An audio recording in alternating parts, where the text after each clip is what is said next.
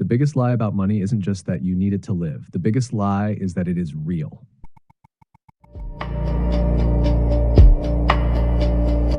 Do you know what the strangest magic trick in human history is? It isn't walking on water. It isn't turning lead into gold. It's this: convincing billions of people to worship paper. Think about it. Money is just paper, numbers on a screen, an invention, a symbol, and yet it has become more powerful than kings, than armies, than religions. People kill for it. People die for it. People dedicate the best hours of their short lives to chasing it. And the irony? You can't eat it. You can't drink it. You can't breathe it. If the world was ending tomorrow, what would you rather hold in your hand? A suitcase full of cash or a jug of clean water? But we don't live like that, do we? We've convinced ourselves that this paper, these numbers, mean life itself, that without them, we're nothing. Let's rewind. Once upon a time, money was just a tool, a way to trade goods without carrying sacks of wheat or sheep on your back. That's reasonable.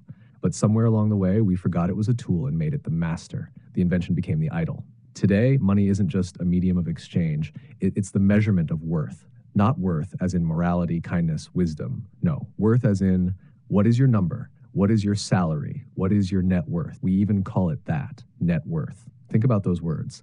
Your value as a human being is calculated down to digits. If you're worthless, it doesn't mean you have no kindness or no soul. It means you have no money. Isn't that insane?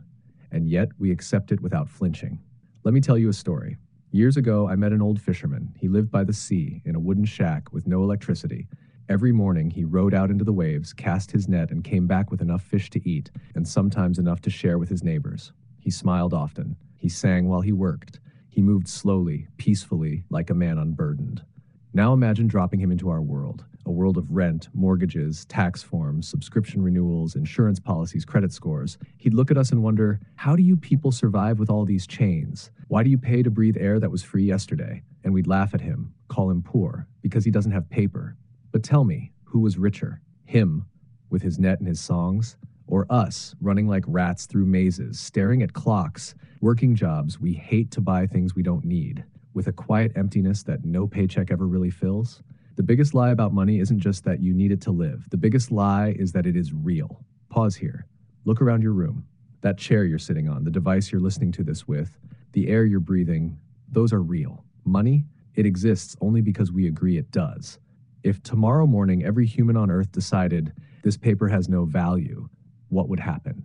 It would vanish into nothingness. It's not real. It's a story, a shared dream. And yet, because enough people believe the dream, it shapes reality. That's the power of collective illusion.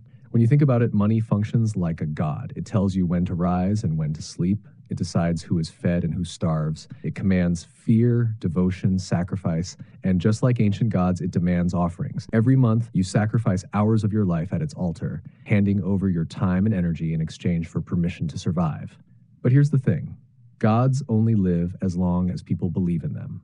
When faith crumbles, so does the deity. Now, I'm not here to say money is evil. Money is neutral, like fire. It can warm you or burn you. The problem isn't the tool, it's the worship. It's the way we've chained human dignity, human freedom, human existence itself to this invention, and then convinced ourselves that it's natural, that it's eternal, that it's the only way. Let me challenge you. Imagine, just for a moment, a world where money doesn't exist. I know, your brain resists. It says impossible, chaos, collapse. But hold that thought. Strip away the bills, the coins, the screens. Do people disappear? No. Do skills vanish? No. Does the earth stop growing food? Do rivers stop flowing?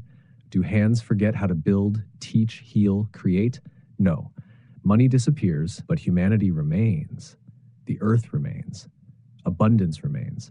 What changes is who gets to decide who eats, who sleeps safe, because right now, money decides that. And when you really think about it, isn't it insane that a system we invented is now deciding who lives fully and who barely survives? And maybe this is the cruelest part. We tell ourselves this is fair. We say, well, you didn't work hard enough, you didn't hustle, you didn't earn it, as though the child born into poverty had the same starting line as the billionaire's heir, as though survival should ever be something you have to earn. When I think about this, I remember something my dying friend once whispered. No one wishes for more money at the end. They wish for more time. And yet the system convinces us to trade our time away, minute by minute, for numbers. It's the cruelest exchange, giving away the one thing you can never get back for something that never truly existed in the first place. So let me leave you with this question.